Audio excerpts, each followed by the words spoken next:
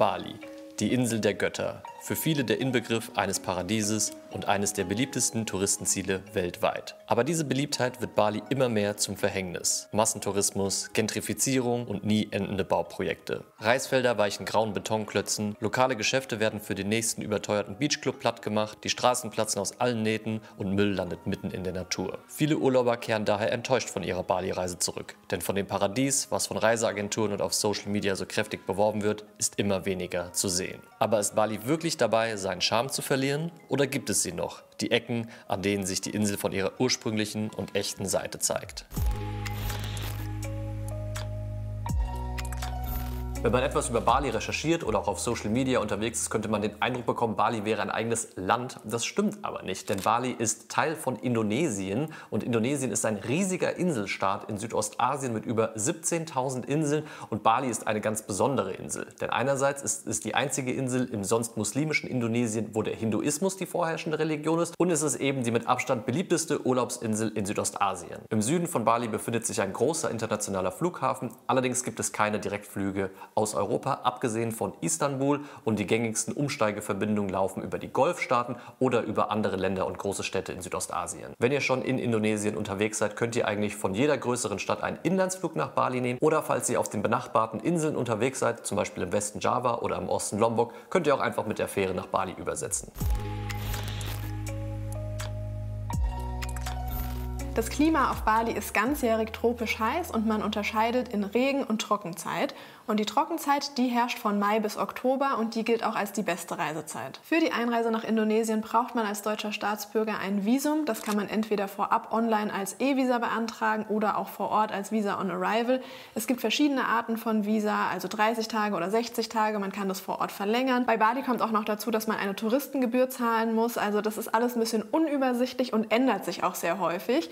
Deswegen würden wir an der Stelle mal auf unseren Blog verweisen. Da haben wir nämlich einen extra Blogbeitrag zu dem ganzen Einreiseprozess in Indonesien geschrieben. Schaut da gerne mal bei www.betterbeyond.de vorbei. In Indonesien und damit auch auf Bali zahlt man mit der indonesischen Rupie, wobei 1 Euro ungefähr 18.000 indonesische Rupien entspricht. Und auf Bali ist Kartenzahlung schon weiter verbreitet als auf anderen indonesischen Inseln, aber man braucht auf jeden Fall auch noch Bargeld. Und mit einer guten Reisekreditkarte kann man an den meisten Geldautomaten kostenlos Geld abheben. Das WLAN auf Bali ist grundsätzlich sehr gut. Wir würden aber trotzdem empfehlen, eine zusätzliche SIM-Karte zu holen. Das könnt ihr entweder vorab machen über eine eSIM, dann seid ihr direkt nach Ankunft online, oder ihr könnt auch am Flughafen eine SIM-Karte kaufen. Da kommen schon verschiedene Verkäufer auf euch zugelaufen, wenn ihr rausgeht. Da gibt es auch Datenpakete, die allerdings in der Regel etwas teurer sind, als wenn ihr es einfach vor Ort außerhalb des Flughafens kauft. Also ihr könnt bei Google Maps beispielsweise nach Telkomsel suchen. Das ist der größte Internetanbieter in Indonesien und euch dort eine lokale SIM-Karte holen, was dann deutlich günstiger ist, als wenn ihr es am Flughafen macht.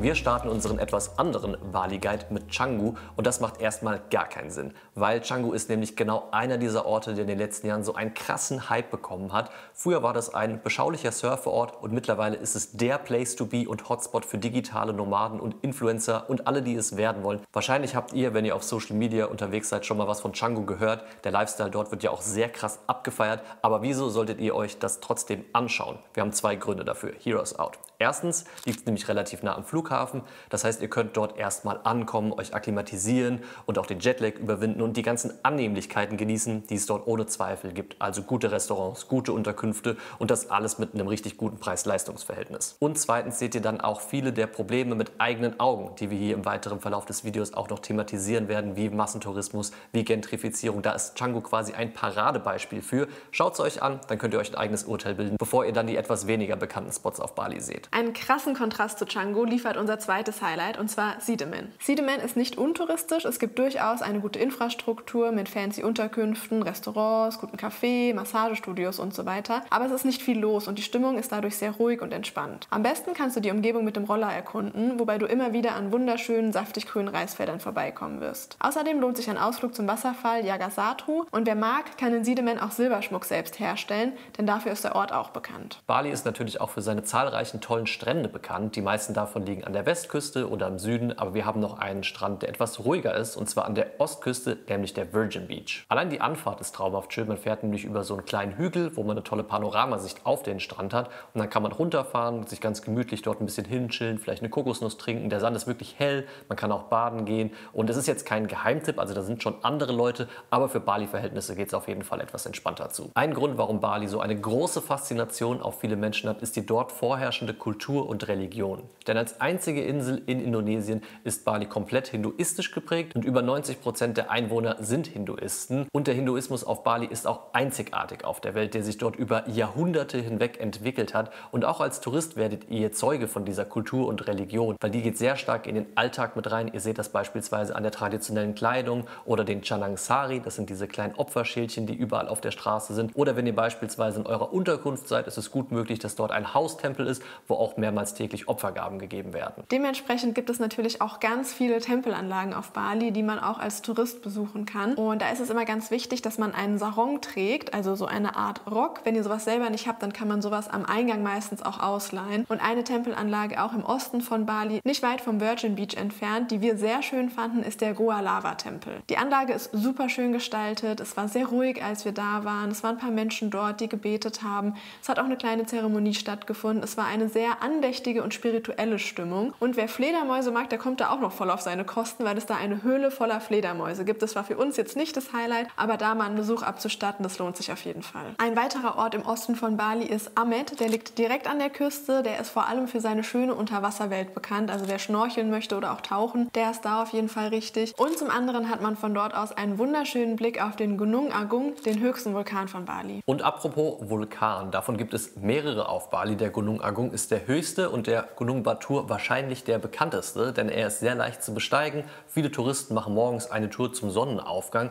Wir fanden aber die ganze Region dort sehr interessant. Die nennt sich Kintamani und der Batur liegt in einer riesigen Vulkancaldera. Wir haben vorher auch Schlechtes über den Ort gehört, was so Scammer und so weiter angeht, haben da aber eigentlich keine negativen Erfahrungen gesammelt, sind da mit dem Roller unterwegs gewesen, sind durch die Lavafelder gelaufen, haben ganz viele verschiedene Viewpoints uns angeschaut, haben auch Wanderungen gemacht und wir sind dort zufällig auf einer hinduistischen Zeremonie gelandet zu Ehren des Batur-Vulkans, der durch Opfergaben besänftigt wird, damit er hoffentlich nicht ausbricht, was er in der Vergangenheit schon getan hat. Und das war wirklich extrem beeindruckend zu sehen. Also wir waren tatsächlich die einzigen Touristen dort und es war super faszinierend zu sehen, wie die Leute alle ihre verschiedenen Kostüme getragen haben. Wir haben verschiedene Tänze gesehen, Instrumente wurden gespielt und dort gibt es auch noch einen kleinen Wassertempel, wo dann ganz viele Leute ihre Opfergaben hingebracht haben. Also das war für uns einer unserer absoluten Lieblingsstops auf Bali. Nicht zuletzt wegen unserer Unterkunft. Da hatten wir nämlich einen privaten Hot Tub, der durch die Vulkanquellen heiß gespeist wurde. Und da konnten wir dann ganz gemütlich den Tag ausklingen lassen. Und weitere Orte, die wir jetzt selbst nicht besucht haben, aber die auch häufig im Zusammenhang mit dem etwas ruhigeren und echten Bali genannt werden,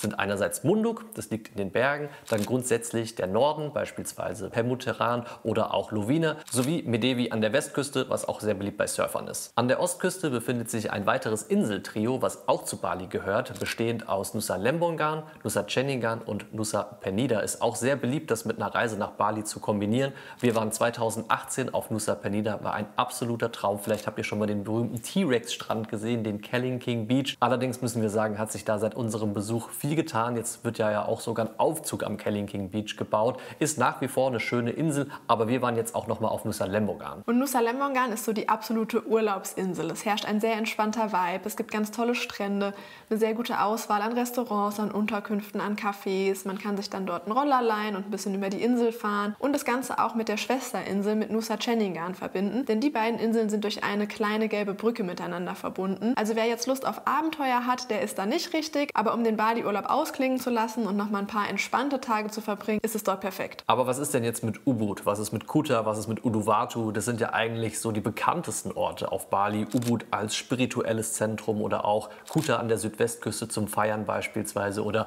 Uluwatu mit seinen Steilküsten und Stränden bei Surfern ganz beliebt. Und wir waren an all diesen Orten und uns haben sie absolut nichts gegeben. Ja, wir wollen sie jetzt nicht pauschal schlecht reden, ne? Da haben mit Sicherheit auch viele Urlauber eine ganz tolle Zeit. Das kann auch auf einem Bali-Urlaub gut sein, aber es ist eben der etwas andere Bali-Guide. Deswegen wollen wir jetzt diese Orte nicht so sehr in den Fokus rücken. Aber ganz egal, für welche Orte auf Bali ihr euch entscheidet, eine Sache, die auf Reisen immer praktisch ist NordVPN. Einerseits erhöht NordVPN eure Sicherheit im Internet durch Datenverschlüsselung und andererseits könnt ihr auf Streaming-Dienstinhalte Inhalte und Serien wie von zu Hause gewohnt zugreift. Wenn ihr auf Bali seid und abends noch gemütlich einen Film oder eine Serie schauen wollt, dann ist das nicht uneingeschränkt möglich, denn viele Streaming-Inhalte sind im Ausland nicht verfügbar und das lässt sich ganz leicht mit NordVPN umgehen, indem ihr in der App einen Standort in Deutschland auswählt. Das ist ganz einfach und dauert nur wenige Sekunden und dann könnt ihr wie von zu Hause aus auf alle Streaming-Inhalte zurückgreifen, die sonst auch in Deutschland verfügbar sind. Außerdem könnt ihr bei NordVPN einen Account auf bis zu 10 Geräten gleichzeitig nutzen. Also wir machen das zum Beispiel auf beiden unseren Handys, auf beiden unseren Laptops und auch auf dem Amazon Fire TV Stick. Und wenn ihr es jetzt auch mal ausprobieren wollt, dann nutzt gerne unseren Code BetterBeyond. Damit bekommt ihr nämlich 4 Monate auf alle 2 Jahrespläne bei NordVPN extra obendrauf. Ihr findet den Link dazu ganz oben in der Videobeschreibung. Deine Route durch Bali kannst du ganz individuell gestalten, denn die Insel ist nicht so groß, jetzt auch nicht super klein, aber du kannst eigentlich innerhalb eines Tages von jeder Ecke in die andere fahren. Als Reisedauer würden wir mindestens 2 Wochen empfehlen, besser wären sogar 3 aufgrund der langen Anreise aus Deutschland. Das bietet dir die Möglichkeit, mehrere Stops einzulegen, vielleicht auch noch nach Java oder Lombok überzusetzen, aber eine Route auf Bali, beispielsweise bestehend aus Canggu, Sidemen, Amed und Nusa Lembongan, ist relativ easy innerhalb von 2 Wochen machbar. Dann stellt sich jetzt noch die Frage, wie man sich auf Bali am besten fortbewegt. Da habt ihr verschiedene Möglichkeiten. Unser bevorzugtes Verkehrsmittel auf Bali ist der Roller. Das ist sehr üblich, sich für Touristen dort einen Roller zu leihen. Ihr findet ganz viele Rollerverleiher auf den Straßen oder könnt auch bei Google Maps beispielsweise Scooter Rental eingeben und ein Roller kostet so plus minus 5 Euro am Tag, immer abhängig von Mietdauer und auch von dem Modell. Und damit seid ihr einfach komplett frei. Ihr könnt überall langfahren, wo ihr wollt. Ihr könnt überall anhalten, wo ihr wollt. Das ist unserer Meinung nach die beste Möglichkeit, die Insel zu erkunden. Außerdem sehr weit verbreitet auf Bali sind Ride-Hailing-Apps, also sowas wie Uber. Auf Bali nutzt man da in erster Linie Grab, Gojek oder auch InDrive. Darüber könnt ihr dann sowohl Autos als auch Roller bestellen. Also wenn ihr zum Beispiel selber keinen Roller fahrt, dann könnt ihr darüber auch Roller-Taxis nehmen für kürzere Strecken oder eben auch Autos, zum Beispiel für längere Strecken oder wenn ihr viel Gepäck mit dabei habt. Ansonsten kann man sich auch private Fahrer organisieren, zum Beispiel für längere Strecken oder wenn man irgendwie Tagesausflüge machen möchte. Das kann man ganz easy über die Unterkunft machen. Da einfach mal nachfragen, die haben garantiert eine Nummer für euch. Aber ihr solltet euch gerade im Süden von Bali auch auf viel Verkehr einstellen. Dazu kommen wir später, denn der öffentliche Personennahverkehr ist bisher noch nicht sehr gut ausgebaut. Dann ein Grund, warum Bali so beliebt ist, sind die niedrigen Kosten vor Ort. Also gerade als Tourist kann man sich dort mit wenig Geld einen wirklich hohen Standard leisten. Klar ist es in den letzten Jahren teurer geworden, wie überall auf der Welt, aber man bekommt immer noch unfassbar viel für sein Geld geboten. Also wer da als Backpacker unterwegs ist, der hat da gar keine Probleme mit weniger als 30 Euro am Tag auszukommen. Wir haben im Schnitt so 35 Euro am Tag ausgegeben, also für alles, für Unterkünfte, Transport, Essen und so weiter und haben da wirklich jetzt nicht noch jede Rupie umgedreht, sondern haben uns da teilweise richtig gut gehen lassen. Ein Beispiel für das gute Preis-Leistungs-Verhältnis auf Bali sind die Unterkünfte. Ich glaube, nirgendwo anders auf der Welt hat man so eine große Auswahl. Nicht nur im Süden, sondern überall auf der Insel findet ihr tolle Unterkünfte mit einem guten Preis-Leistungs-Verhältnis. Wenn ihr Low-Budget unterwegs seid, auch easy was für unter 20 Euro. Bei uns waren es immer so zwischen 25 und 35 Euro pro Nacht mit einem wirklich guten Standard. Eigenes Zimmer mit Klimaanlage und Bad, immer sehr sauber. Häufig gibt es auch irgendwie eine kleine Poolanlage in der Mitte oder eine kleine Terrasse, wo man dann auch das Frühstück zu sich nehmen kann, was auch meistens im Unterkunftspreis inkludiert ist. Wir haben alles über Booking.com gebucht und auf unserem Blog www.betterbeyond.de haben wir euch alle unsere Unterkünfte auf Bali verlinkt. Und die indonesische Küche ist wirklich sehr günstig, also für Nasi oder Mie Goreng zahlt ihr oft nicht mehr als 1 oder 2 Euro. Aber ihr habt natürlich auch die Möglichkeit, in internationale Restaurants zu gehen. Gerade im Süden von Bali gibt es davon sehr viele, egal ob jetzt die fancy Smoothie Bowls oder gute Cafés oder auch Brot oder Pizza, Pasta, Sushi, mexikanisch, whatever. Ihr werdet es auf Bali wahrscheinlich finden. Ist dann ein bisschen teurer, sagen wir mal so roundabout plus minus 5 Euro, kommt natürlich auch immer aufs Restaurant drauf an. Also immer noch sehr günstig und meistens auch sehr lecker. Für den Transport müsst ihr natürlich auch ein bisschen Budget einplanen, also sei es die Rollermiete, Benzin oder eben auch private Fahrer oder Fahrten über Grab oder Gojek. Und dann zu guter Letzt natürlich auch für Aktivitäten, wobei es da zum Beispiel so ist, dass Eintrittspreise zu Tempeln, zu Aussichtspunkten oder auch zu Wasserfällen in der Regel ziemlich günstig sind. Also das kostet meistens nicht mehr als 2 bis 3 Euro. Und dann kommt es natürlich einfach auf eure Präferenzen an, ob ihr noch irgendwelche Gruppentouren machen wollt, zum Beispiel zum Schnorcheln oder irgendwas in der Art. Aber auch das ist verhältnismäßig ziemlich günstig.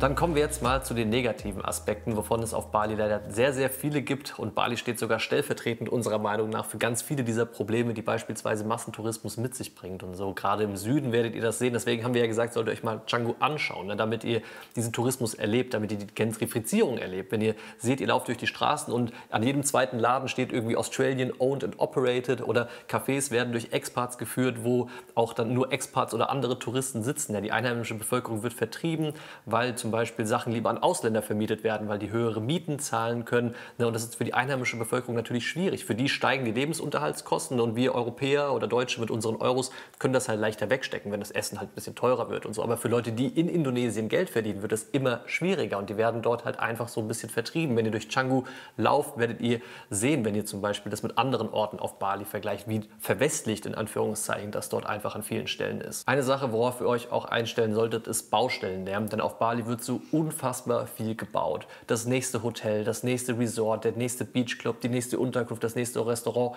whatever, überall hört man Baustellenlärm. Wir haben es am Intro so ein bisschen gesagt, ja, Reisfelder werden zugunsten von irgendwelchen neuen Betonklötzen irgendwie platt gemacht. Das, was einst grüne, schöne Natur war, ist halt jetzt irgendwie eine vielbefahrene Straße und darüber hinaus gibt es auch sehr viele umstrittene, riesige Bauprojekte, wo man sich wirklich fragt, okay, muss das wirklich noch sein? Das befeuert doch diese ganzen negativen Aspekte, die es ohnehin schon gibt, noch so viel mehr, wie beispielsweise diese Straße, die dann in Uluwatu in die Klippen gehauen wurde, bei dem Pura Luhur, dem bekanntesten Tempel, wo wir uns auch gefragt haben, okay, muss das wirklich sein? Oder jetzt beim Bingin Beach ganz aktuell, wo ganz viele lokale Warungs abgerissen werden. Also da kriegt man irgendwie den Hals nicht voll. Das ist so ein bisschen schade, was die Entwicklung in Bali angeht. Ein weiterer negativer Aspekt auf Bali ist der Verkehr. Auch wieder im Süden ganz besonders um die Hotspots wie Kuta, wie Ubud, wie den Flughafen Denpasar bis nach Uluwatu staut es sich so häufig, auch zu jeder Tages- und Nachtzeit teilweise.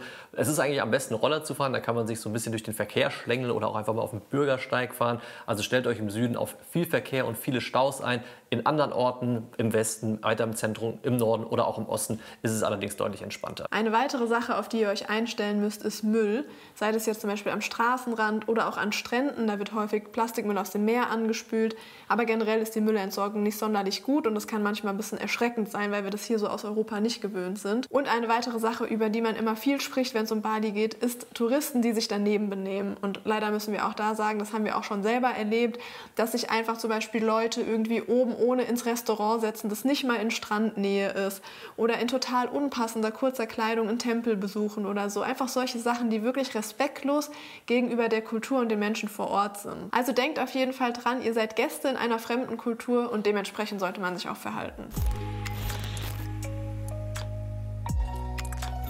Eine Sache, über die wir noch gar nicht gesprochen haben, sind die Indonesier selbst bzw. die Balinesen, die einen ganz großen Teil davon ausmachen, warum diese Insel so besonders ist. Denn es sind die gastfreundlichsten Menschen überhaupt. Auch wenn Touristen mittlerweile nicht mehr den besten Ruf haben, sind sie immer höflich, immer nett, immer gastfreundlich. Wir waren ja schon 4-mal in Indonesien und müssen sagen, okay, natürlich ist es in Bali ein bisschen anders, ne, weil die Leute sehr krass an Touristen gewöhnt sind. Das haben wir auf anderen Inseln noch extremer erlebt. Aber wenn ihr eine Reise nach Bali macht, ihr könnt euch sehr sicher sein, dass ihr sehr gastfreundlich empfangen werdet. Was unser Fazit zu Bali angeht, tun wir uns irgendwie ein bisschen schwer. Wir sind komplett hin und her gerissen. Wir waren vor 2 Jahren dort, überwiegend im Süden und in Canggu und haben gesagt, boah, nee, brauche ich eigentlich nicht nochmal, hat mir nicht so gut gefallen. Haben dann aber gesagt, okay, wir müssen aber auch der Insel nochmal eine faire Chance geben, nochmal ein paar andere Orte erkunden, waren in Uluwatu und waren genauso erschreckt oder noch erschreckter als in Canggu, aber haben dann auch gesagt, okay, lass mal die ruhigeren Ecken, die wir hier vorgestellt haben, erkunden und waren sehr angetan. Ja? Nicht nur von der Gastfreundschaft der Balinesen, sondern wie sehr es sich in Bali dann doch auf den Süden konzentriert. Genau, und ich glaube, es ist eben ganz wichtig zu sagen, dass es sich so sehr auf den Süden und auf einzelne Orte konzentriert, innerhalb von Bali, und dass sich aber auch grundsätzlich der Tourismus innerhalb Indonesiens sehr stark auf Bali konzentriert. Das ist uns nämlich auch immer ein Anliegen, dass Indonesien eben ein riesiger Inselstaat ist mit ganz vielen verschiedenen Inseln, die sich auch lohnen. Also da gibt es so viel mehr zu sehen. Wir waren zum Beispiel auch schon auf Lombok, wir waren auf Flores, wir waren auf Java, wir waren auf Sumatra, wir waren auf den Molukken und das war alles auch richtig toll. Und das können wir euch deswegen nur ans Herz legen, dass ihr auch mal vielleicht den Blick links und rechts von Bali auch nochmal schweifen lasst. Das lohnt sich auf jeden Fall. Wir verlinken euch die Indonesien-Playlist hier oben. Da könnt ihr mal vorbeischauen, falls euch andere Inseln interessieren. Sonst findet ihr alle Infos, die wir hier angerissen haben, auch nochmal ganz ausführlich in unserem Bali Travel Guide auf dem Blog. Den verlinken wir euch auch oben in der Videobeschreibung. Und wie gesagt, würde uns eure Meinung zu Bali interessieren. Wir wissen, daran scheiden sich die Geister komplett. Also bleibt höflich und sachlich in den Kommentaren. Wir freuen uns auf einen Austausch und sehen uns nächste Woche wieder. Macht's gut, bis dann. Ciao, ciao. Bis dann.